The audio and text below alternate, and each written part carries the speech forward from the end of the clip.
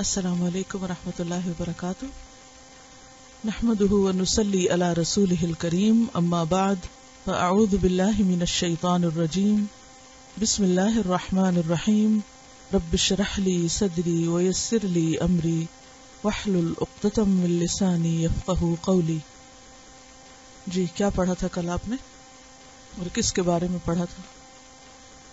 بچوں کے ساتھ شفقت. کوئی مثال؟ نبی صلی اللہ علیہ وسلم کس طرح شفقت کیا کرتے تھے؟ اور کیا آپ نے کل کوئی خاص شفقت فرمائی کسی پر؟ بعد میں تو پتہ نہیں بھول ہی جائیں، لیکن جس دن جو پڑھتے ہیں اس دن تو کچھ عمل کر لیں. سب کو خاص طور پہ گال پہ ہاتھ پھیرا. کہتی ہے کہ نبی صلی اللہ علیہ وسلم بچوں سے ان کی پسند اور ان کے انٹرسٹ کے بارے میں پوچھتے تھے. کل کینٹین میں گئی اور بچوں کو دیکھ کے تو انہوں نے کوشش کی کہ سنت پر عمل کریں. گڈ. اور یہ کہتی ڈے کیئر میں گئی اور ویسے معمول ہے روز کا ان کو حق کرنا، لیکن اسپیشلی ایک ہوتا ہے رسمن کوئی کام کرنا، عادتن کچھ کرنا، روٹین میں کچھ کرنا، جاب کا حصہ سمجھ کے کرنا، اور ایک ہے سنت سمجھ کر روح کے ساتھ ایک عمل کرنا. اس کا اثر ہی کچھ اور ہوتا ہے. یہ کہتی ہے انہوں نے اس سوچ کے ساتھ ایک بچی کو اسی طرح پیار کیا اور immediately she gave full attention to her. کیونکہ بچے بھی اسی طرح پھر متوجہ بھی ہوتے ہیں نا، پھر بات بھی سنتے ہیں. عام طور پر کیا شکایت ہوتی ہے ماں کو؟ بچے سنتے نہیں، کیونکہ ہم دیکھتے کچھ اور ہیں، کہتے کچھ کہیں اور ہیں، ان سے نگاہیں بھی نہیں ملاتے، ان توجہ بھی نہیں کرتے، وہ سنے کیا؟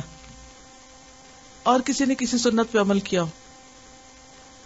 خوشبو تو ہم سبھی لگاتے، لیکن آج صبح میں نے خوب اپنے ہاتھوں پہ خوشبو لگائی.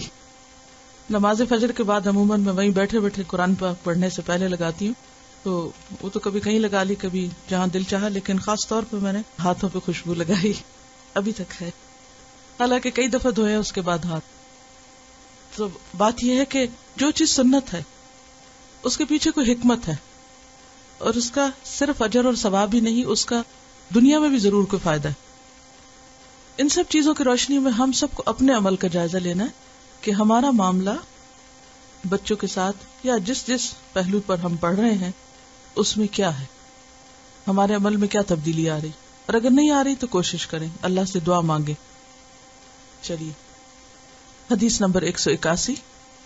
عن محمود بن الربیع قال اقلت من النبی صلی اللہ علیہ وسلم مجتا مجها في وجهي وانا ابن 5 سنين من دلو رواہ البخاری کتاب العلم. سیدنا محمود ابن الربیع سے روایت ہے کہ انہوں نے کہا کہ مجھے یاد ہے کہ ایک مرتبہ رسول اللہ صلی اللہ علیہ وسلم نے ایک ڈول سے منہ میں پانی لے کر میرے چہرے پر پھینکا، اور اس وقت میں 5 سال کا تھا. لفظی وضاحت: عن محمود بن الربیع، محمود بن ربیع سے روایت ہے، قالا انہوں نے کہا، اقلت میں نے لیا. اقلا کا معنی باندھنا ہوتا ہے.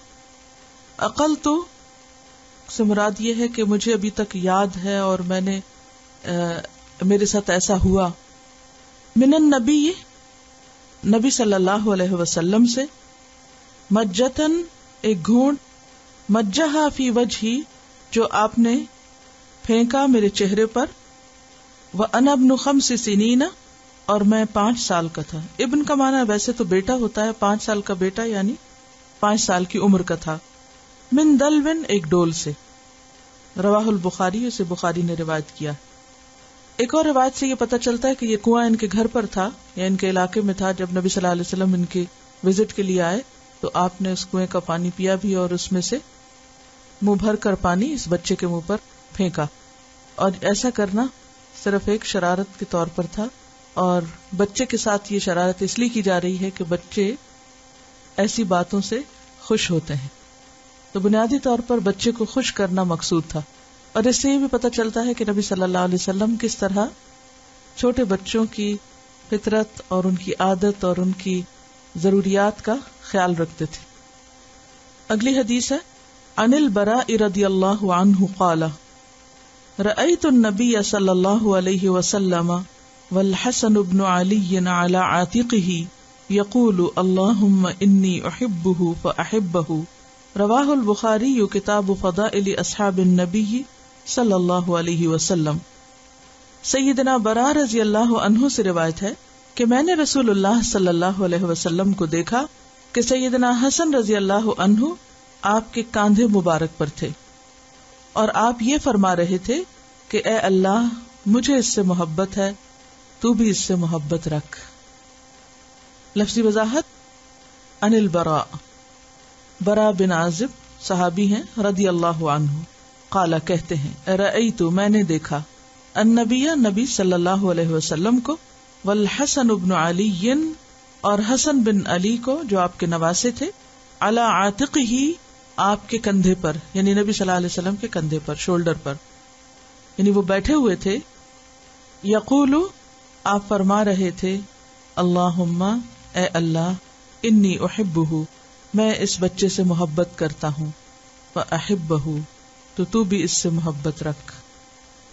اس بات سے کیا پتہ چلتا ہے کہ نبی صلی اللہ علیہ وسلم بچوں کے ساتھ محبت کا اظہار بھی کرتے اور اللہ سے ان کے لیے محبت بھی مانگتے، اور جب آپ اس بچے کے سامنے یہ دعا پڑھ رہے ہیں اور ایک اور بچہ سن رہا ہے اور وہ پھر روایت بھی کر رہا ہے، تو اس سے کیا پتہ چلتا ہے کہ آپ کے بچوں کو سکھانے کا طریقہ بہت ہی فطری تھا، بہت سہل تھا، بہت خوبصورت تھا۔ ایک بچے کے سامنے جب آپ ایسی بات کرتے ہیں، براہ راست اس کو مخاطب کر کے نہیں بلکہ اس کے سامنے اللہ سے بات کر رہے ہیں، یعنی اٹھایا ہوا بچے کو کندھے پر، اور کندھے پر کتنے ایج کے بچے کو اٹھایا جا سکتا ہے؟ زیادہ 2-2.5 سال کے بچے کو یا اس سے بھی چھوٹا۔ یہاں عمر ہمیں نہیں پتہ چلتی، لیکن ہم ایک اندازہ کر سکتے ہیں کہ 2 سال کے ہوں گے، زیادہ 3 سال کے ہوں گے۔ اب 2 سال کا بچہ یا 3 سال کا بچہ بہت بڑے بڑے فلسفے نہیں سمجھتا، لیکن کس طریقے سے اس کے دل میں اللہ کی محبت ڈالی جا رہی ہے۔ آپ اسے سامنے بٹھا کر لیکچر دے کے نہیں سکھا رہے کہ تم اللہ سے محبت کرو، بلکہ اپنے عمل سے سکھا رہے ہیں، اس طرح کہ اس کو اٹھایا ہوا ہے۔ اب بچہ چھوٹا ہے لیکن وہ نبی کے کندھے پہ بیٹھا ہوا، اپنے اوپر کیا ہوا آپ نے اس کو۔ یہ دراصل کیا ہے؟ اہمیت دینا، محبت دینا، اہمیت دینا، جس کہتے ہیں نا کسی کو آنکھوں پہ بٹھانا۔ اسی طرح فزیکلی کسی کو کندھے پہ بٹھانا، اس کو اہمیت دینا ہے، اس کو اپنے قریب کرنا ہے۔ آپ نے ان کو اپنے قریب کیا ہوا ہے، اور قریب کرنے کے بعد بلند آواز میں دعا مانگ رہے ہیں، اللہ سے بات کر رہے ہیں، اور پہلی بات میں کیا؟ اے اللہ مجھے اس سے محبت ہے۔ آپ یہ بھی کہہ سکتے تھے اے حسن مجھے تجھ سے محبت ہے، لیکن آپ کیا کر رہے ہیں؟ اے اللہ مجھے اس سے محبت ہے۔ اب یہ بات سن کے ایک بچے کے دل میں آپ کے لیے کیا جذبات ہوں گے، کیا احساسات ہوں گے؟ اس وقت وہ کتنا کچھ سیکھ رہا ہے، اور پھر بات اللہ سے کر رہے ہیں، یہ بچہ بھی سن رہا ہے، سامنے والا بھی سن رہا ہے، اور پھر دعا بھی دے رہے ہیں۔ آپ اس وقت میں کچھ اور بھی مانگ سکتے تھے، لیکن آپ نے اللہ سے اس بچے کے لیے اللہ کی محبت مانگی، کیونکہ اگر اللہ تعالیٰ کسی سے محبت کرتے تو پھر اس کے بعد باقی سب کچھ مل جاتا ہے، جنت بھی مل جاتی ہے اور مغفرت بھی ہو جاتی ہے اور ساری نعمتیں اور رحمتیں آ جاتی ہیں۔ ہم سب سوچیں کہ کیا ہم اپنے بچوں کے سامنے کبھی لاؤڈلی اللہ سے کوئی بات کرتے؟ کیا ان کے لیے اس طرح دعا کرتے؟ کبھی کرتے بھی ہیں تو ہم مخاطب کر کے عام طور پہ کرتے، اللہ تمہیں نیک بنائے، اللہ تم کو ہدایت دے، اللہ تمہیں سمجھ دے، اللہ تمہیں، یعنی وہ دعا بھی ایک طرح سے کیا ہوتا ہے؟ تانا ہوتی ہے، انڈائریکٹلی وہ محبت کا اظہار کم ہوتی ہے اور ڈانٹ زیادہ ہوتی ہے۔ لیکن آپ صلی اللہ علیہ وسلم ڈائریکٹ صیغے میں نہیں، انڈائریکٹ طریقے سے بات بھی کر رہے ہیں، جس میں بچے کے لیے سیکھنا بھی ہے، بچے کے دل میں محبت بھی آئے گی، بچے کو ایک اہمیت بھی ملی ہے، بچہ قریب بھی ہے، بچہ امپورٹنٹ بھی فیل کر رہا ہے، اور بچہ ایک کانسیپٹ بھی سیکھ رہا ہے۔ صرف آپ کے ایکشن اور ایک مختصر بات، آپ دیکھیے کوئی لمبی چوڑی باتیں نہیں، ہلکی پھلکی بات ہے۔ پھر آپ دیکھیے کہ ایک اور روایت میں ہمیں تھوڑی سی تفصیل ملتی ہے۔ یہ ایک موقع ہے جس میں براء بن عازب گواہ ہیں۔ براء بن عازب دیکھ رہے ہیں کہ نبی صلی اللہ علیہ وسلم کیا کر رہے ہیں، وہ ایک ہسٹری ریکارڈ کر رہے ہیں، اگر آج کی زبان میں کہیں تو ایک مووی بنا رہے ہیں، زیادہ سمجھ آئے گی آپ کو بات۔ کس کے لیے؟ ہمارے لیے۔ کہ 1400 سال بعد ہم دیکھ سکیں نبی صلی اللہ علیہ وسلم کا معاملہ کہ کس طرح تھا بچوں کے ساتھ. ایک دوسرا موقع ہے، ابو ہریرہ اب روایت کر رہے ہیں. یہ روایت جو اس وقت آپ نے پڑھی یہ بخاری کی روایت ہے. دوسری روایت صحیح مسلم کی روایت. ابو ہریرہ کہتے ہیں کہ ایک دن میں آپ صلی اللہ علیہ وسلم کے ساتھ چلنے لگ گیا. آپ جا رہے تھے، میں بھی ساتھ جا رہا تھا. چلتے چلتے ہم بنو قینقاع کے بازار میں چلے گئے. راستے بھر نہ آپ نے کوئی بات کی نہ میں نے کوئی بات کی. وہاں گئے اور پھر واپس آئے اور حضرت فاطمہ کے خیمے کے پاس یا گھر کے پاس آئے. حضرت حسن کا پوچھا تو ہمیں یوں محسوس ہوا جیسے حضرت فاطمہ نے حضرت حسن کو روکا ہوا ہے کہ انہیں نہلائیں دھلائیں اور ان کو صاف ستھرا کر کے باہر نکالیں. بہرحال تھوڑے انتظار کے بعد حضرت حسن باہر آتے ہیں اور آ کر نبی صلی اللہ علیہ وسلم سے چمٹ جاتے ہیں، آپ کے گلے لگ جاتے ہیں. اور اس موقع پر آپ صلی اللہ علیہ وسلم دعا کرتے ہیں، اے اللہ میں اس سے محبت کرتا ہوں، تو بھی اس سے محبت کر، اور اس سے بھی جو اس سے محبت کرتا ہے. اور ہو سکتا ہے کہ یہاں پر اشارہ ہو ابو ہریرہ کی طرف، کیونکہ وہ ایسی نگاہوں سے دیکھ رہے ہوں گے.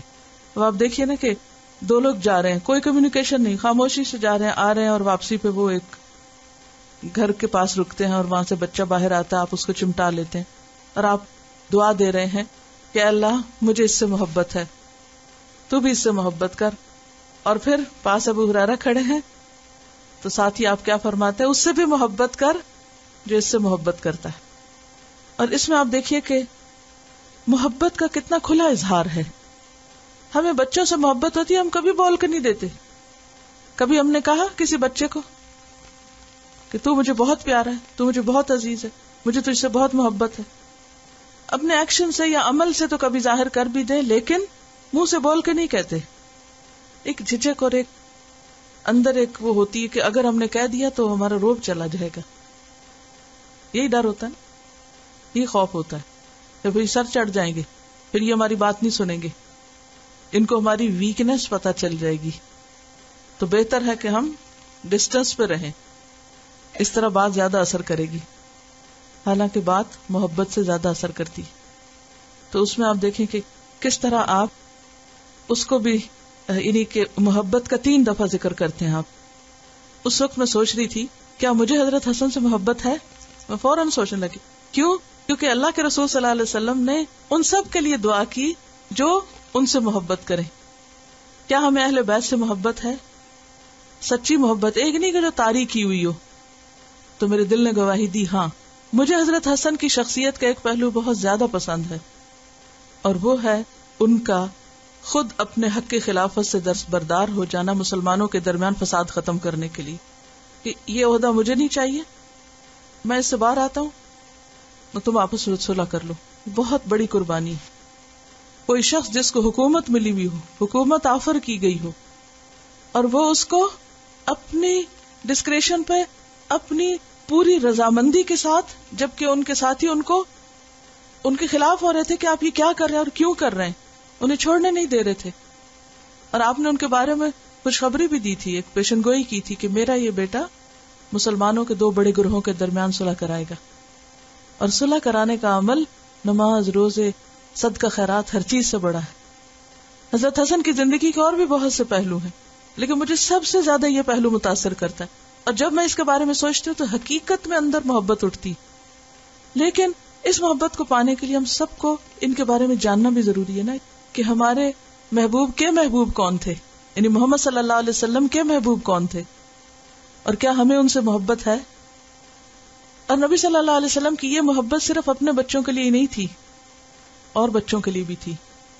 اور صرف بیٹوں سے نہیں تھی. عام طور پہ ایسا ہوتا ہے نا، بیٹے زیادہ پیارے ہوتے ہیں اور بیٹیاں کم پیاری ہوتی ہیں.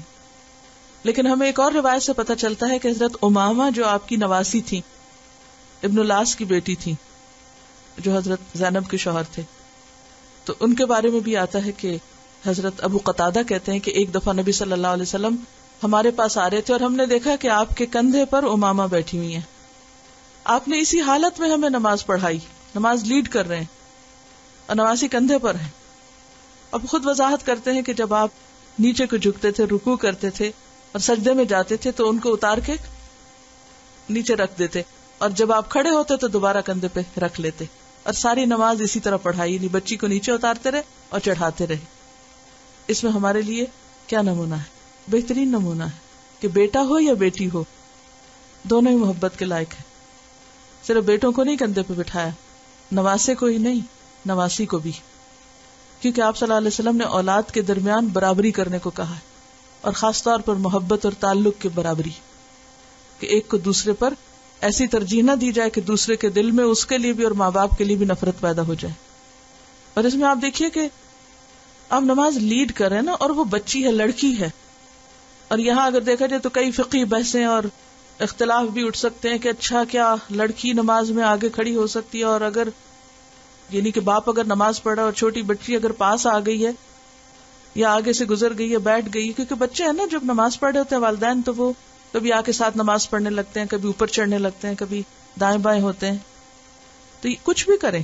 حتیٰ کہ اگر کبھی باپ کو بیٹی کو اٹھا کے نماز پڑھنا پڑے تو پڑھ سکتا ہے، اس کی نماز ہو جائے گی. اور اگر امامت کرانی پڑے تو امامت بھی ہو جائے گی. اور اگر وہ مسجد میں ہے تو مسجد میں بھی ساتھ لے جا سکتا ہے. مجھے اچھی طرح یاد ہے ہمارے والد، ہم لڑکیاں تھے، ہمیں مسجد میں لے کے جاتے تھے. عید گاہ میں کتنی عیدیں مجھے یاد ہیں جس میں میں ان کے ساتھ تھی، حالانکہ وہ مردوں کی صف میں ہوتے تھے، وہاں اپنے ساتھ ہمیں کھڑا کرتے تھے، کبھی ڈسکریمنیشن نہیں کی. ہاں جب بڑے ہو گئے تو پھر اور بات ہے. لیکن آج کل ہمارے ہاں کیا ہے، یعنی عموماً مسلمان مردوں میں کیا، یہ لڑکیاں ہیں لہٰذا یہ ماں کے ساتھ رہیں، لڑکا ہے وہ باپ کے ساتھ رہے. لڑکیوں کو بھی کے لیے باپ کی محبت کی ضرورت ہے، اور ہمارا دین ہمیں اس کی اجازت دیتا ہے. کیونکہ عرب معاشرے میں آج کل کرنا تو پھر بہت آزادی اور برابری اور مساوات کی باتیں ہوتی ہیں. یہ اس دور کی بات ہے جب لڑکیوں کو زندہ درگور کیا جاتا تھا.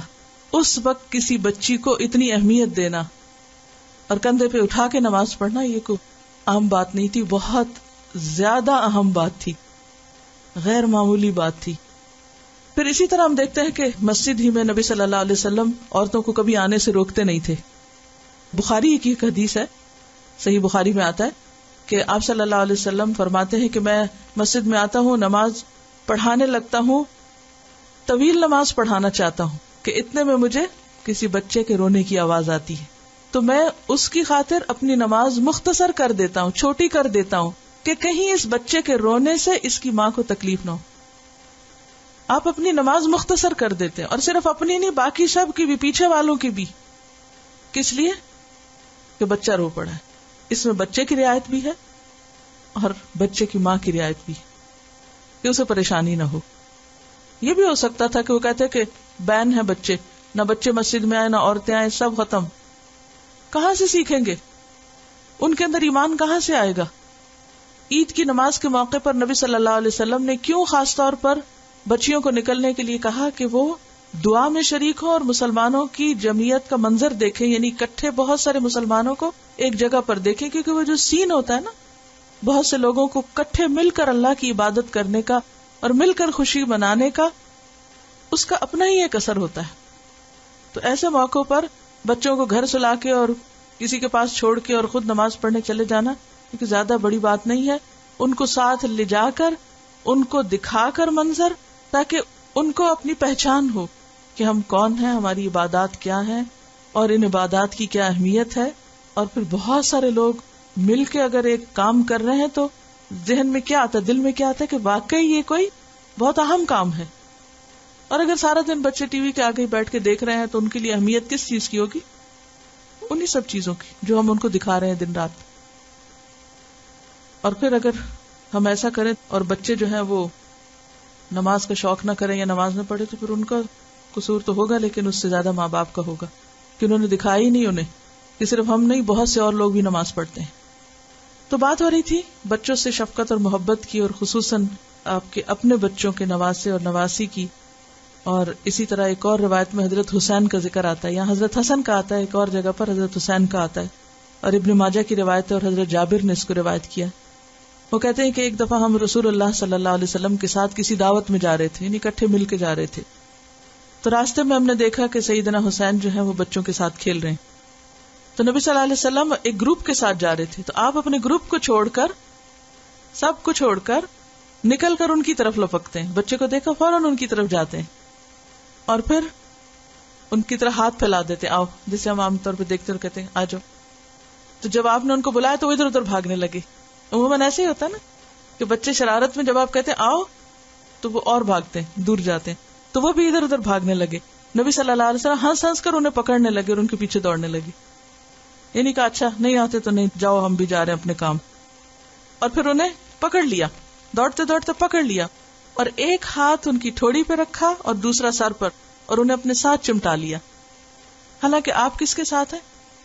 معزز صحابہ کے ساتھ ہیں, اور دعوت پر جا رہے ہیں, اور راستے میں بچہ نظر آ گیا ہے, اگنور کر کے نہیں گزر رہے, اس کو اہمیت دے کے اٹھا کے پیار کر کے آگے جا رہے ہیں. اور یہ یاد رکھیے کہ یہ صرف آپ کا اپنے بچوں کے ساتھ ہی نہیں تھا, اور بچوں کو بھی جب کھیلتے دیکھتے تو کیا کرتے تھے؟ خود سلام کرتے تھے. آپ بچوں کو سلام کرنے میں پہل کرتے تھے. اور پھر ایک اور روایت سے ہمیں پتہ چلتا ہے کہ حضرت اسامہ اور حضرت حسن تقریباً ہم عمر تھے. تو وہ کہتے ہیں, حضرت اسامہ روایت کرتے ہیں کہ آپ صلی اللہ علیہ وسلم بعض اوقات آپ بیٹھے ہوتے اور ایک تھائی پر حضرت حسن کو بٹھاتے اور دوسری طرف مجھے بٹھاتے, اور ہم دونوں کو ساتھ چمٹاتے. یعنی ایک طرف اپنا بچہ ہے اور ایک طرف غلام کا بچہ ہے, زید کا بچہ ہے, جن کو منہ بولا بیٹا کہا لیکن بہرحال وہ آزاد کردہ غلام تھے, اور دوسری طرف ام ایمن بھی غلام تھی. حضرت حسن بہت خوبصورت تھے, نبی صلی اللہ علیہ وسلم سے بہت مشابہ تھے, اور حضرت اسامہ سیاہ تھے کیونکہ ان کی والدہ سیاہ تھیں. ایک طرف ایک بچہ ہے, ایک سفید ہے, ایک کالا ہے, دونوں کو ایکولی پیار مل رہا ہے. اس سے زیادہ کیا مساوات ہوگی کہ ایک طرف اپنا لخت جگر ہے اور دوسری طرف ایک غلام بچہ ہے, لیکن دونوں کو ایکولی ٹریٹ کیا جا رہا ہے, دونوں کو اکٹھے گلے لگایا جا رہا ہے, دونوں کو ایک طرح بٹھایا جا رہا ہے. کیونکہ بعض اوقات ایسا بھی ہوتا ہے نا کہ اگر ہمارے پاس ہمارا اپنا بچہ ہو اور کسی اور کا بھی ہو, کسی بہن بھائی کا ہی ہو یا رشتہ دار کا ہو یا ذرا دور کا ہو, تو ہم اس کو وہ اہمیت نہیں دیتے جو اپنے کو دیتے. بعض اوقات ایسا جیسے شادی بیاہ ہوتے ہیں, کئی لوگ زیادہ اکٹھے ہوئے ہوتے ہیں, ماں اپنے بچوں کے پیچھے بھاگ رہی ہوتی ہے, اور کسی کا بچہ رو رہا ہے, ادھر ادھر ہو رہا ہے, کھانا کھایا اس نے نہیں, کوئی پرواہ نہیں. ایسے میں کیا کرنا چاہیے کہ اگر کسی وقت اپنے بچے کو دیکھ رہے ہیں اور دوسرا رو رہا ہے تو ساتھ اس کو بھی لے لیں. بلکہ پہلے بھی میں نے آپ کو بتایا تھا, میرے استاد نے کہا تھا کہ ایک خاتون ان کے پاس آئی, اس نے کہا میرا بچہ کھانا نہیں کھاتا, اس نے کہا کسی اور کے بچے کو کھلانا شروع کرو, تمہارا خود ہی کھائے گا. تو ایک حقیقت ہے, جب آپ دوسروں کے ساتھ بھلائی کرتے ہیں تو اللہ تعالیٰ آپ کے لیے بھلائی کرتا ہے. ایک موقع پر آپ حضرت حسن کو پیار کر رہے تھے, آپ صحابہ کی مجلس میں بیٹھے ہوئے تھے, بڑے بڑے لوگ بیٹھے ہوئے تھے, اتنے میں حضرت حسن آگے بیچ میں. جیسے عام طور پر ہوتا ہے نا, بچوں کو ایسے موقع پتا ہوتا ہے میں بہت اہمیت ملے گی, وہ تو جا کے گھس کے ماں باپ کی گود میں بیٹھ جاتے ہیں. مہمان کوئی آئے ہوئے یا کچھ تو ضرور ایک دفعہ اندر. تو آپ نے ان کو اٹھایا, پیار کرنے لگے. تو اقرا بن حابس کہنے لگے میرے 10 بچے, میں نے آج تک کسی کو پیار نہیں کیا. تو آپ نے ان کی طرف ایک نگاہ اٹھا کے دیکھا اور فرمایا اگر اللہ نے تیرے دل سے شفقت نکال لی ہے تو میں کیا کر سکتا ہوں. اور بخاری کی روایت میں آتا ہے کہ آپ نے فرمایا جو کسی پر رحم نہیں کرتا اس پر رحم نہیں کیا جاتا. تو رحمت کا آغاز چھوٹے بچوں سے ہوتا ہے, کیونکہ سب سے زیادہ پیار اور شفقت کے وہ مستحق ہوتے ہیں. جب بچوں میں آپ انصاف کا سلوک کرتے ہیں, عدل کا سلوک کرتے ہیں, تو ان کے آپس میں بھی تعلقات اچھے ہوتے ہیں. جب ڈسکریمنیشن ہوتی ہے ماں باپ کی طرف سے تو پھر وہ سمجھتے ہیں کہ شاید ہم زیادہ اہم ہیں یا زیادہ اچھے ہیں اور دوسرا کم اچھا ہے, لہٰذا وہ اس کو لیٹ ڈاؤن کرنے لگتا ہے. یعنی بہن بھائی بعض اوقات ایک دوسرے کی عزت نہیں کرتے, اور اس کا آغاز اور اس کا سبب بھی ماں باپ خود ہوتے ہیں بعض اوقات. کیوں؟ کیونکہ وہ ایکولی نہیں ٹریٹ کرتے, تو پھر دوسروں کو بھی شے مل جاتی چڑھائی کرنے کی. یعنی اللہ کی محبت کا کانسیپٹ بچوں کے اندر عموماً ہم نہیں ڈالتے, اس کی بجائے کیا کانسیپٹ ڈالتے ہیں, اللہ تم کو ایسا پکڑے گا, جہنم میں ڈالے گا, یوں آگ میں پڑو گے, یہ باتیں زیادہ کرتے ہیں. یعنی یوں لگتا ہے جیسے ڈرا کے زیادہ آسانی سے کام نکلوا سکتے ہیں. چھوٹے بچوں کے سامنے جو بات کی جاتی ہے عام طور پر وہ وہی ریپیٹ کر رہے ہوتے ہیں. تو اگر آپ ان کے سامنے اللہ کی محبت کی بات کریں گے تو یا کوئی خاص دعا مانگے تو وہ بھی تھوڑی دیر میں وہی دعا مانگ رہے ہوں گے. تو سکھانے کا ایک بہترین انداز ہے. میں نے خود اس کا تجربہ کیا کہ جب میں چھوٹے بچے کے لیے دعا کرتی تھی, کہتی یا اللہ تو اس کو یہ بنا دے. اب ہوتا یہ کہ وہ میں نے اتنی دفعہ دعا ریپیٹ کی کہ جب میں شروع کرتی تھی بلند آواز میں تو اگلا جملہ خود ہی مکمل ہو جاتا. تو مجھے یہ ہوتا تھا کہ ایک یہ ہے کہ میں کہوں تمہیں یہ کام کرنا ہے, تمہیں یہ بننا ہے, تمہیں یہ کرنا ہے, تمہیں قرآن پڑھنا ہے, تمہیں سمجھنا ہے, تمہیں حفظ کرنا پڑا. اور ایک یہ کہ میں اللہ سے مانگوں اور وہ سنتا رہے, اور سن کے اسے سمجھ آئے کہ ہماری نیت اور وش اور خواہش کیا ہے، وہ پھر پوری ہو یا نہ وہ تو اللہ کے ہاتھ میں، انسان تو صرف کوشش ہی کر سکتا ہے، لیکن یہ انتہائی ضروری ہے۔ جب بچوں سے ہم سچی بات کرتے ہیں اور اینڈ وی مین اٹ تو ان کو پتہ چلتا ہے، اور اگر ہم اوپر اوپر سے باتیں کر رہے تھے تو وہ بھی ان کو بڑی اچھی طرح سمجھ آتی ہے کہ مصنوعی باتیں ہو رہی۔ اور یہ جو بات ہو رہی تھی نا کسی اور کے بچے سے پیار کرنا اور پھر لڑکوں کے علاوہ بچیوں سے بھی پیار کرنا، تو ایک اور روایت آپ نے پہلے بھی سن رکھی ہے کہ ام خالد ایک تھی، وہ کہتی ہے کہ میں 3 سال کی تھی تو اپنے والد کے ساتھ آپ کی خدمت میں حاضر ہوئی، تو میں نے ایک یلو کلر کا قمیض پہنا ہوا تھا، آپ کو بہت اچھا لگا، آپ نے کہا سنا سنا، سنا حبشی زبان میں کہتے ہیں گڈ، بیوٹیفل جیسے ہم کہتے ہیں، تو بہت خوش ہو گئی، وہ آپ کے قریب ہوئی، وہ کہتی ہیں کہ میں آپ صلی اللہ علیہ وسلم کی مہر نبوت سے کھیلنے لگی، یعنی بچے آگے پیچھے لوٹ پوٹ ہو رہے تھے نا، تو اس نے، اور خاص طور پر آپ نے دیکھا ہوگا اگر جسم پر کوئی دانا ہے یا کوئی اسپاٹ ہے یا کوئی چھوٹی سی چیز ہے تو وہ ضرور اس کو جا کے چھیڑیں گے، چنیں گے، ہلائیں جلائیں گے، تو وہ آپ کے بہت نمایاں نشان تھا مہر نبوت کا، تو وہ اس کے ساتھ کھیلنے لگی، تو کہتی ہے کہ میرے والد نے مجھے دیکھا تو ڈانٹا کہ تم یہ کیا کر رہی ہو، جیسے عام طور پہ ماں باپ امبیرسڈ فیل کرتے ہیں کہ یہ بچے کیا کر رہے ہیں، اپنے ساتھ کر رہے ہیں، کسی اور کو چھیڑنے لگے، تو اس پر آپ صلی اللہ علیہ وسلم نے، وہ کہتی ہیں کہ مجھے 3 دفعہ درازی عمر کی دعا دی، یعنی باپ کی ڈانٹ کو آپ نے کس طرح کمپنسیٹ کیا کہ 3 دفعہ اس بچی کے لیے دعا کی کہ اللہ اس کو طویل عمر دینا، اس کو طویل عمر دینا، بجائے اس کے کہ ناراض ہوں اور اس کو اپنی ادب کے خلاف اس کو محسوس کریں، اس بچے کے جذبات کا خیال رکھتے ہوئے اس کے لیے فوراً ہی مداوع کر دیا۔ اب یہ کتنا حکمت کا عمل ہے۔ اچھا، ہم عام طور پہ آپس میں الجھنے لگتے ہیں، اگر مثلاً باپ ہے، بچہ ہے، آپ ہیں، اب بچے نے کچھ غلط کیا اور باپ ڈانٹ رہا ہے تو ہم کیا کہتے ہیں، نہیں نہیں تم کچھ نہیں کہو اس کو، یہ کرتے ہیں نا، ہم آپس میں لگ جاتے ہیں اور بچہ جو ہے وہ بیچ میں تماشائی بن جاتا ہے۔ آپ صلی اللہ علیہ وسلم نے نہ باپ کو کچھ کہا نہ بچے کو کچھ کہا، بلکہ اس معاملے کو کیسے ختم کیا؟ دعا کے ذریعے، دیکھیں ایک بہترین انداز، اور معاملہ ختم ہو گیا۔ یہ بہت ہی اہم بات ہے۔ سب بچے اپنے ہی بچے ہیں، جو بھی بچے ہیں، آس پاس کے جتنے بھی بچے، وہ آپ کے بچے کیوں ہیں؟ کیونکہ انہی سے مل کے ایک معاشرہ بنے گا، وہی بچے آپ کے بچے کو کمپنی دیں گے، آپ ان کے لیے سوچیں گے، ان کا خیال رکھیں گے، تو گویا انڈائریکٹلی آپ اپنے بچے کا خیال رکھ رہے ہیں، آپ ان کی اچھی تربیت کر کے، ان کا خیال رکھ کے دراصل ایک موقع، اپرچونٹی دے رہے ہیں اپنے بچوں کو کہ ان کو ایک اچھی کمپنی ملے۔ یہ اپنا تجربہ بتا رہی ہیں کہ یہ ہر روز اپنی بلڈنگ کے باہر نیچے جا کے بیٹھتی ہیں اور اپنے حفظ کی پریکٹس وہاں بیٹھ کے کرتی ہیں، تو آس پاس بچے کھیل رہے ہوتے ہیں اور بعض اوقات بہت بدتمیزی بھی کر رہے ہوتے ہیں، لیکن آہستہ آہستہ انہوں نے آگے بڑھنے کی، پیار کرنے کی کوشش کی، پہلے تو جھٹک دیا، نہیں قریب آئے، لیکن پھر قریب آنے لگے، اور اب وہ ایک بچی نے سے پوچھتی بھی ہے کہ یہ کیا لکھا ہوا ہے، یہ کیا پڑھتی ہیں آپ۔ وہ وہاں پر صرف بیٹھ جانا بچوں کے بیچ میں ایک عملی نمونہ ہے۔ آپ نہ بھی ان کو ٹیچ کر سکے، نہ بھی کچھ کر سکے، لیکن وہ آپ کو دیکھ رہے ہیں تو وہ کچھ سیکھ رہے ہیں۔ اور آپ نے دیکھا ہوگا جب آپ حجاب میں کہیں بھی واک کر کے جا رہے ہوتے ہیں، کوئی اور نوٹس لے یا نہ لے، بچے وہاں تک دیکھتے رہتے ہیں پیچھے سے جہاں تک آپ نظر آتے ہیں۔ بچوں کی جو اصلاح کے طریقے ہیں نا، یہ آنے چاہیے، کیونکہ عام طور پہ جیسے بچوں کو ہم پڑھانے لگتے ہیں، سکھانے لگتے ہیں، چاہے اپنے ہو چاہے کسی کے، اب بچے تو شرارتیں کرتے ہیں اور بعض اوقات انتہائی بدتمیزی والی شرارتیں بھی کرتے ہیں۔ ایسے میں ڈانٹ دینا، جھٹک دینا ان کے لیے نفرت کا سبب ہوتا ہے۔ اس میں بھی ہمیں نبی صلی اللہ علیہ وسلم کا ایک بہت خوبصورت نمونہ ملتا ہے۔ ایک صحابی کہتے ہیں کہ میں بچپن میں پتھر مار کے کھجوریں توڑ کے گراتا تھا، اور لوگ مجھے منع کرتے تھے، منی منع ہوتا تھا، تو اب لوگ مجھے پکڑ کے نبی صلی اللہ علیہ وسلم کے پاس لے گئے۔ آپ نے کیا کہا ہوگا؟ ایسا نہ کیا کرو۔ آپ نے یہ نہیں کہا، آپ نے کہا جو کھجوریں نیچے گری ہوئی ہوتی ہیں بس وہی اٹھا لیا کرو، یعنی آلٹرنیٹ دے دیا نا، یہ کہنے کی بجائے کہ تم پتھر نہ مارا کرو، ایسے نہ کیا کرو، کیا کہا؟ بس وہ کھجوریں اٹھا لیا کرو جو نیچے گری ہوئی ہوتی ہیں۔ کتنا مثبت انداز ہے، کتنا پازیٹیو انداز ہے۔ ہم ہر بات میں بچے کو نو کرتے ہیں، ادھر سے ہاتھ پکڑ، ادھر سے کر، ادھر سے کر، نو نو نو، اور پھر اس کو بھی نو ہی کرنی آتی ہے۔ عموماً یہ مشکل اس وقت زیادہ پیش آتی ہے کہ جب بچے چھوٹے ہوتے ہیں نا، تو وہ ان کو اتنی سمجھ بھی نہیں ہوتی، اور ہر چیز میں وہ ہاتھ ڈالنا چاہتے ہیں، ہر چیز کو کھولنا چاہتے ہیں، ہر چیز دیکھنا چاہتے ہیں. یا کچھ سپاٹس ان کے بہت مخصوص ہوتے ہیں، مثلا آپ کی لپسٹکس، یا یہ کہ کوئی اور اسی طرح کی چیزیں جو جن کے ضائع ہونے کا بھی اندیشہ ہوتا ہے. تو اس میں پھر چائلڈ فرینڈلی گھر بنانا چاہیے. اس وقت گھر کی سیٹنگ تبدیل کر دیں، بجائے اس کے کہ بچوں کو ہر وقت منع کریں. کیا کریں؟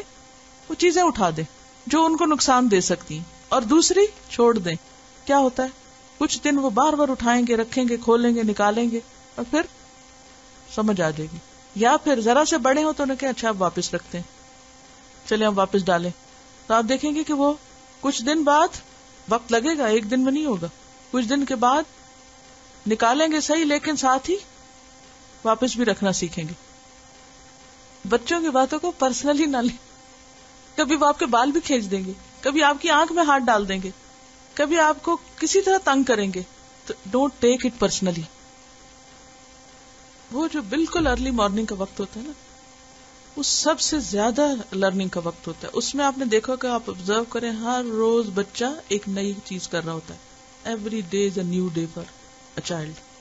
کیونکہ اس وقت میں غور سے دیکھتی تھی کہ نیا لفظ اس وقت بولنا شروع ہوتا ہے، نیا ایکشن، نئی شرارت، نئی ہر چیز نئی شروع ہو رہی ہوتی. تو واقعی وہ ٹائم بہت قیمتی ہوتا ہے کہ جس وقت بچہ اٹھ کے دیکھتا ہے اور اس وقت کچھ سیکھتا ہے. اور اس وقت اگر اٹھے اور دیکھے ماں سجدے میں رو رہی ہے، ماں دعائیں مانگ رہی ہے، ماں قرآن پڑھ رہی ہے، ماں اسمائل کر کے اس کو دیکھ رہی ہے، تو وہ سب سین اس کے نگاہ میں، دل و دماغ میں محفوظ ہو جاتے ہیں. اور اگر اس وقت اٹھ کے دیکھے کہ ماں سوئے رہی ہے اور سوئے جا رہی ہے، تو وہ بھی کیا سیکھے گا؟ سونا ہی سیکھے گا. اصل میں بچوں کے لیے جو اہم ترین چیز ہے، اگر آپ ان سنتوں پہ عمل کرنا چاہتے ہیں، پیشنس اور رحم دلی. پیشنس اور رحم، دو چیزیں. اور آپ صلی اللہ علیہ وسلم تو ویسے بھی رحمت للعالمین ہے، لیکن خصوصی طور پر آپ کی رحمت جس کا اظہار ہمیں ہوتا ہے وہ بچے ہیں. اور بچے اپنے ہوں یا غیروں کے ہوں، جنگ کے لیے جب آپ جاتے یا بھیجتے کسی کو، تو خاص طور پر جو تلقین کرتے وہ کیا تھی کہ بچوں پہ ہاتھ نہیں اٹھانا، عورت پہ ہاتھ نہیں اٹھانا. کیونکہ رحم ایک ایسی چیز ہے کہ جو دوسروں کے دل میں بھی مہربانی کے جذبات پیدا کر دیتا ہے، اور جو رحم نہیں کرتا اس پہ رحم نہیں کیا جاتا. آخری حدیث ہے، ان النعمان ابن بشیر رضی اللہ عنہما وهو علی المنبر یقول اعطانی ابی عطیۃ فقالت عمرة بنت رواحة لا ارضى حتى تشهد رسول اللہ صلی اللہ علیہ وسلم فأتى رسول اللہ صلی اللہ علیہ وسلم فقال انی اعطیت ابنی من عمرة بنت رواحة عطیۃ فأمرتني أن أشهدك يا رسول الله قال أعطيت سائر ولدك مثل هذا قال لا قال فاتقوا الله واعدلوا بين أولادكم قال فرجع فرد عطيته رواه البخاری.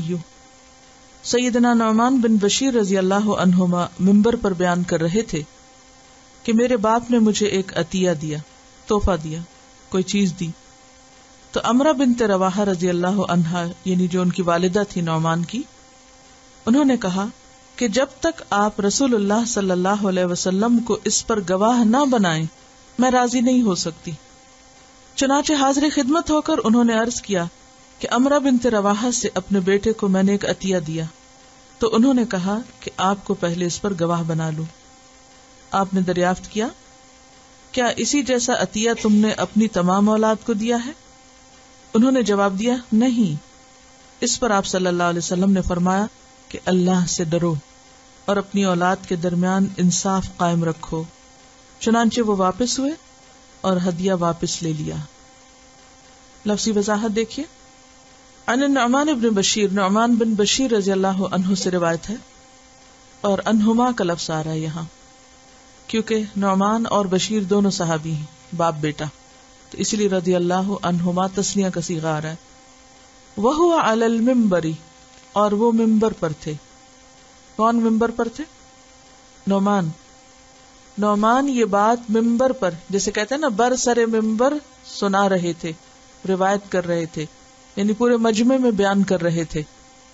کیونکہ ایک آدمی سے بات کرنے کے لیے ممبر پر نہیں کھڑے ہوا جاتا. یعنی ایک بڑی گیدرنگ میں یہ بات سب کو سنا رہے تھے اور اپنا ذاتی واقعہ سنا رہے تھے. یقولو کہہ رہے تھے اعطانی عطا کیا مجھے، دیا مجھ کو، ابھی میرے باپ نے، عطیتن ایک عطا، تحفہ، بخشش، گفٹ. فقالت امرتو تو کہا امرہ نے جو نعمان ہی کی ماں ہے، بنت رواحہ، رواحہ کی بیٹی، میری والدہ نے کہا لا اردا میں راضی نہیں. باپ سے کہنے لگی میں اس پہ راضی نہیں. کس بات پہ؟ کہ تم نعمان کو کچھ دو. حتی یہاں تک کہ تشہدہ تم گواہ بنا لو رسول اللہ صلی اللہ علیہ وسلم کو. جب تک رسول اللہ صلی اللہ علیہ وسلم کو اس پر گواہ نہ بناؤ، یعنی آپ سے اجازت نہ لو، اس وقت تک میں اس پر خوش نہیں اور میں نہیں چاہتی کہ تم ایسا کرو. فاتا تو وہ آئے، کون؟ بشیر والد. کس کے پاس؟ رسول اللہ صلی اللہ علیہ وسلم کے پاس. فقال تو عرض کیا، کس نے؟ بشیر نے. انی بے شک میں نے، اعطیت عطا کیا، بخشا، دیا، ابنی اپنے بیٹے کو، من امرتا جو امرہ سے ہے، بنت رواحہ، ہو سکتا ایک سے زائد بیویاں ہوں. کہا کہ امرہ کے بیٹے نعمان کو میں نے ایک عطیتن عطیہ دیا ہے، تحفہ دیا ہے. فامرتنی تو اس نے مجھے حکم دیا ہے، بیوی نے، ان اشہدک کہ میں آپ کو گواہ بناؤں. یا رسول اللہ، اے اللہ کے رسول صلی اللہ علیہ وسلم. قال آپ نے فرمایا اعطیتا کیا تم نے دیا ہے، سائر ولدک سارے اپنے بچوں کو، اپنے سارے بچوں کو یہ دیا ہے، مثل ھذا اسی طرح، جو عطیہ یا بخشش یا تحفہ تم نے اپنے اس بچے کو دیا کیا سارے اور بچوں کو بھی دیا ہے؟ قال لا کہنے لگے نہیں. قال تو فرمایا فاتقوا اللہ پھر ڈرو اللہ سے، وعدلوا اور عدل کرو، انصاف کرو، بین اولادکم اپنی اولاد کے درمیان. قال وہ کہتے ہیں فرجع پھر وہ پلٹے لوٹے، فرد پھر لوٹا لیا، واپس لے لیا، عطیتہ اپنے عطیے کو، اپنا ہدیہ واپس لے لیا. رواہ البخاری، اسے بخاری نے روایت کیا کتاب الہبہ میں. اس حدیث میں بہت سی سیکھنے کی چیزیں، اور جو سب سے اہم بات ہے وہ کیا ہے کہ بچوں کی اچھی تربیت میں ان کے درمیان عدل اور انصاف کرنا بہت بڑا رول پلے کرتا ہے. بچوں کے درمیان انصاف کرنا چاہیے. اب اس میں پہلی بات جو ہم دیکھتے ہیں وہ یہ کہ صحابی اپنا واقعہ خود بیان کر رہے ہیں، بالکل ایک پرسنل سٹوری، لیکن برسر ممبر بتا رہے ہیں. کیوں؟ کیونکہ اس میں باقی سب کے سیکھنے کا ایک بہت بڑا پہلو ہے. دوسری بات یہ ہے کہ بالکل گھر کا معاملہ ہے جو میاں بیوی اور بچے کے درمیان ہے. تو اس سے یہ بھی پتہ چلتا ہے کہ صحابہ کرام اپنی ذاتی زندگی کے واقعات بھی لوگوں کے سامنے رکھتے تھے، کیونکہ نبی صلی اللہ علیہ وسلم کے بعد ہمارے لیے کون نمونہ ہے؟ صحابہ کرام. صراط الذین انعمت علیہم، وہ جن سے اللہ راضی ہو گیا. اب آپ دیکھیے کہ باپ نے اپنے بیٹے کو کچھ دیا اور ماں جانتی ہے، ماں دیکھ رہی. ماں کیا کہتی؟ یا تو سب کو دو یا اس کو بھی نہ دو. اور اس میں آپ دیکھیے کہ عموماً مائیں باپ کو غلط راستے پہ ڈالتی، یعنی باپ اگر کچھ کرنا چاہتا ہے صحیح یا کسی کو کچھ دینا چاہتا ہے تو عموماً یا تو روک دیتی، یا پھر اگر رشتے سوتیلے ہوں تو عموماً کیا کوشش کرتی کہ باپ دوسرے بچوں کو دینے کی بجائے سارا کچھ اپنے ہی بچے کے نام کر دے. اور ایسے کئی زندہ مثالیں ہوں گی کہ جس میں ایک بچے کو باقی سب بہن بھائیوں کا حصہ بھی دے دیا گیا. کیوں؟ کیونکہ باقیوں کی تو ماں مر گئی تھی، اس بچے کی ماں زندہ تھی. بات کہتا ہے ایک شخص شادی کرتا ہے، بچے ہوتے ہیں، بیوی مر جاتی، دوسری شادی کرتا ہے. اب دوسری بیوی جو ہے، جو ان بچوں کی سوتیلی ماں ہے، اس پر اس کے بچے ہو جاتے ہیں تو وہ ساری اپنی توجہ اور باپ کی توجہ بھی اور ہر چیز سمیٹنے کی کوشش کرتی ہے. کس کے لیے؟ اپنے بچوں کے لیے. لیکن صحابیات کے ایمان کو آپ دیکھیں، ان کا عدل و انصاف دیکھیں. بشیر بھی صحابی ہیں، امرہ بھی صحابیہ ہیں، لیکن شوہر کو غلط کام سے روکتی ہیں کہ آپ یہ نہیں کریں گے، یا تو سب کو دیں یا اس کو بھی نہیں دیں. حالانکہ اپنا بچہ ہے.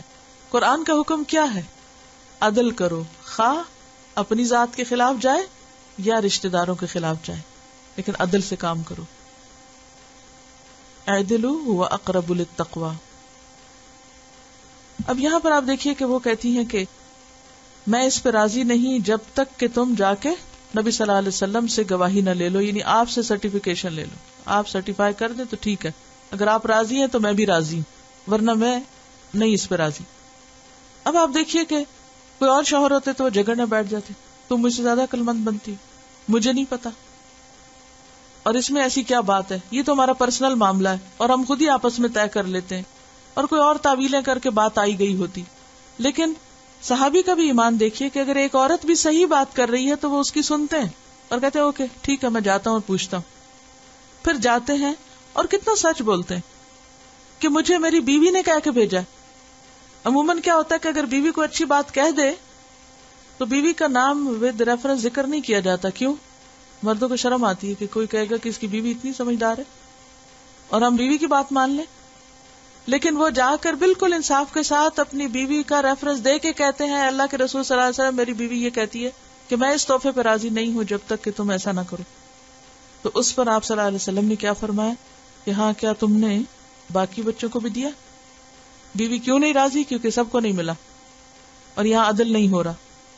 اور اس پر آپ صلی اللہ علیہ وسلم فرماتے ہیں فاتقوا اللہ وعدلوا بین اولادکم، اللہ سے ڈرو اور اپنی اولاد میں عدل کرو. اور اس سے کتنی خوبصورت بات پتہ چلتی ہے کہ ایک عورت کی بات سے ہم سب کو کتنا اہم سبق ملا اور تربیت کا کتنا بہترین انداز پتہ چلا. اور اس سے یہ بھی پتہ چلتا ہے کہ اچھی بات کوئی بھی کہے، کوئی بھی کہے، چاہے کوئی ہمارا دشمن ہی کہے، اس پر بھی توجہ دو. قال فرجع فرد عطیتہ، اب کوئی نہیں کہا کہ کون ہے کہنے والا اور کیا ہے اور کیسے ہے، بس سنا، سمعنا و اطعنا، گئے اور جیسا حکم ملا ویسا کر لیا، ڈن. اور یہ ایک بہت بڑی حقیقت ہے کہ اولاد کے درمیان عدل و انصاف اولاد کے باہمی تعلقات کو بھی اچھا کرتا ہے. قرآن پاک میں جہاں پر وراثت کی تقسیم کا ذکر ہے وہاں پر کیا حکم دیا گیا؟ آباؤکم و ابناؤکم لا تدرون ایہم اقرب لکم نفعا، تم نہیں جانتے کہ ان میں تمہارے لیے زیادہ فائدہ مند کون ہے. یہ اللہ کا تاکیدی حکم ہے، تم اس کو مان لو. یہ نہ دیکھو کہ تمہیں کون پیارا ہے، کوئی پیارا کل کام نہیں آئے گا. جسے تم آج دنیا میں خوش کر رہے ہو کل قیامت کے دن وہ تمہیں خوش نہیں کر سکتا، اللہ کے عذاب سے نہیں بچا سکتا. لہذا کسی کی محبت میں یا کسی کی دشمنی میں انصاف کی بات کرنا اور انصاف کی بات کہنا نہیں چھوڑنا چاہیے. سبحانک اللہم و بحمدک نشہد ان لا الہ الا انت نستغفرک و نتوب الیک. السلام علیکم و رحمۃ اللہ وبرکاتہ.